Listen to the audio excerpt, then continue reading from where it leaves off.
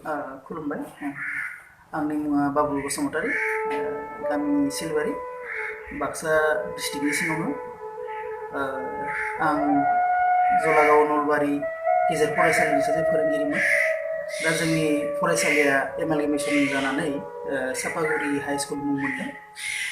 नाथाय दासान्दि आं दावधारा एमइ स्कुलाव आं लोगो फोरोंगिरि हिसाबै खामानि मावगासिनो दङ। दा बाथ्राया जादों मा, दाख्लैबावैसो 27 जानुवारियाव जि सुक्ति जाना थांबाय, बिनि बागै आंनि साधारन मोन्दांथिखौ आं बुंनो होननानै सानबाय।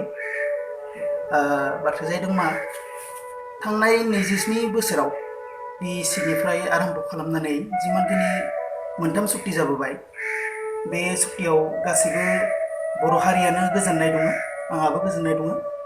आरो गोजोननाय थानायखायनो जोङो गोदोबो नुदोंमोन, बिसि सुक्तियावबो गोबां खाम दामनानै बरायदों, बिटिसियावबो बरायदों, नै देबारनि बे बिटिआरआवबो बरायदों।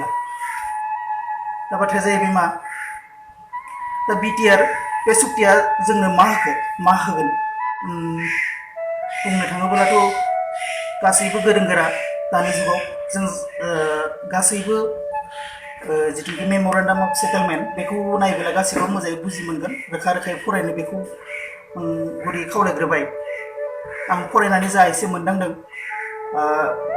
दा जों सोलोंथाइ बिथिङावनो जा, रांखान्थि बिथिङावनो जा, गासैबो बिथिङावनो दिनै जोंनो सुबिदा होनायखौ जों नुनो मोनदों। थांनाय जिथुनिखि 7 फेब्रुवारियाव बिथां जोंनि प्राइम मिनिस्टार नरेन्द्र मदिया जेब्लानाखि क'क्राझाराव फैनानै जोंनि हारिनि बड'फा इउ.एन. ब्रह्म बिथांनि मुसुखायाव आलारि बाथि सावनानै जिबायदि सन्मान होफैबाय बिथांखौ, बिथांनि दैदेननायखौ दिनै जिबायदि दिनै बिथाङाबो सासे भारतनि प्राइम मिनिस्टार जानानै जिबायदि सन्मान होबाय, बेखौ नुनानै जों गासैबो गोजोनदों। गासै बेयाव जिमानखिनि रायजो राजा दंमोन गासैबो गोजोनदों आरो बरायदों। जिमानखिनि सागानिगिरि दं, NDP मोन गासै फेक्सननिफ्राय आरो जोंनि दुलाराय बर' फरायसा आफादनिफ्राय जायफोर बिथांमोना सागानगिरि, बिथांमोनखौबो बरायदों, गोसो गोरबोजों बरायदों, मान सन्मान होबोदों। जिथुनिखि बे सुक्तिया जोंनि बर' हारिनि भबिसतखौ मोनसे मोजां लामाजों दैदेनलांगोन, बेखौ गासैबो मिजिंथिनानै गासैबो बरायदों। बिनि सायाव आंहाबो जोबोद गोजोननाय दङ। मानो होनब्ला दिनैनि मुगाया जाबाय गोरों गोरानि मुगा, टेक्न'लजिनि मुगा। दिनै जिमानखिनि सुबिदा, बे समजों लोगोसे फरायसा फरायसुलिफोरा थांनानै थानो थाखाय, जुजिनो थाखाय, गावखौ बे टेक्न'लजिनि मुगायाव दावहा नांनो थाखाय गोरों गोरा जानानै भबिसतआव बर' हारिखौ गेरेमसा महर दागोन होननानै आं फोथायनाय दङ, जों सासे साधारन मानसि हिसाबै। आरो गासैबो गोरों गोरा जिमानखिनि बर'नि जिमानखिनि गोरों गोराफोर दङ, बिथांमोनाबो अरायसम बरायबोदों आरो जोङो सुक्तिफोरखौ जोङो सन्मान होबोदों, मान होबोदों। आरो बिनि थाखायबो आं पार्सनेलि जायफोर सुक्ति खालामदों बिथांमोनखौ जोबोर साबायखर बावो गोसो गोरबोनिफ्राय। लोगोसे भारतनि जा प्राइम मिनिस्टार बिथांखौबो साबायखर बावो, सर्बानन्द सन'वाल चिफ मिनिस्टार बिथांखौबो जों साबायखर बावहरदों। जिमानखिनि बे सुक्तियाव जायफोर आखा फाखायै नांथाबदों रायजो राजाफोरा, बिथांमोनखौबो गोसो गोरबोनिफ्राय आं साबायखर बावहरदों। जों नुदों बिटिआर जेब्लानाखि गोरोबथा जाहां जाहां गोबां रायजो राजाया राजा लामायाव होस्रिखावदों। भबिसतआव जाहाथे माबा मोनसे सुक्ति जानानै बर'नि समस्याखौ समाधान खालामनानै भबिसतआव जाहाथे गेरेमसा हारि दानो हायो बर'खौ, बिनि बागै गोबां रायजो राजानो साबायखर होदों आरो गोसो गोरबोजों बै सोमावसारनायाव हेफाजाब होबोदों आरो राजा लामाफोराव ओंखारनायखौ जों नुबोदों। आरो जोंबो पार्सनेलि मालाबा मालाबा सम मोनदोंब्ला जोंबो हेफाजाब होबोदों। बिनि थाखायनो दिनै जिखिनि गोरोबथा जाबाय बेखौ जोबोद गोजोननाय मोनदों होननानै आं पार्सनेलि बुंगोन।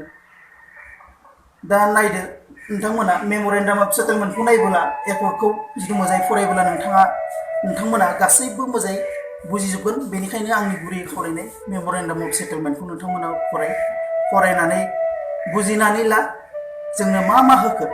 दा आं खम समनि गेजेराव जों मा मा मोनखो बेखौ आं बुंथ'नो हाया, नाथाय जोंनि सादारन भेटेनारि सेन्टारखौ आपग्रेड खालामनायनिफ्राय केन्सार हस्पिटालसिम जोङो बिटिआरआव जोङो दाफुंहांनायखौ जों नुनो मोन्दों। सोलोंथाइनि बिथिङावबो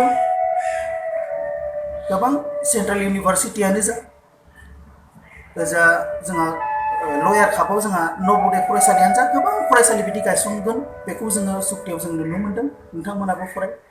रांखान्थिनि जिखिनि अनसुंथाइ बिनि बादैबो जोंनो जिमानखिनि मोनसे हारिया जौगानांगौ, जेरैहाय जौगानांगौ बे जौगानांगौ जिमानखिनि सुबिदा बेखौ भारत सरकारा जोंनो होदों होननानै आं गनायो। आरो आं बिथांमोनखौ जायफोर सागानगिरि एनडिपिनि गासैबो फेक्सननि आरो आबसुनि जा मावथि प्रमद बर' बिथांमोनखौबो आं गोसो गोरबोयै साबायखर बावो रायजोनि जानानै, सासे सादारन मानसि जानानै। दा बे बेलायाव आं गुवारै बुंनोबो एसे समनि आंखाल, बेनि थाखायनो आं बारा गुवारै बुङा आंनि सुंद' बिबुंथिखौ दिनै बिटिआरखौ आं गोजोननाय मोननायजों आंनि गोसो गोरबोजों बरायना लानानै जाहाथे भबिष्यतआव मोनसे बे बिटिआरानो जोंनि बर' हारिखौ बुहुमाव मोनसे गेरेमसा हारि हिसाबै दैदेननायाव मदद होथों आरो बेखौ गासैबो बरायना लाथों। आरो बेखौ बरायना लानानै जोंदि सासे गेरेमसा बर' हारिनि सासे फिसा, जोंहाबो गोहो दङ दैदेननो हानाय।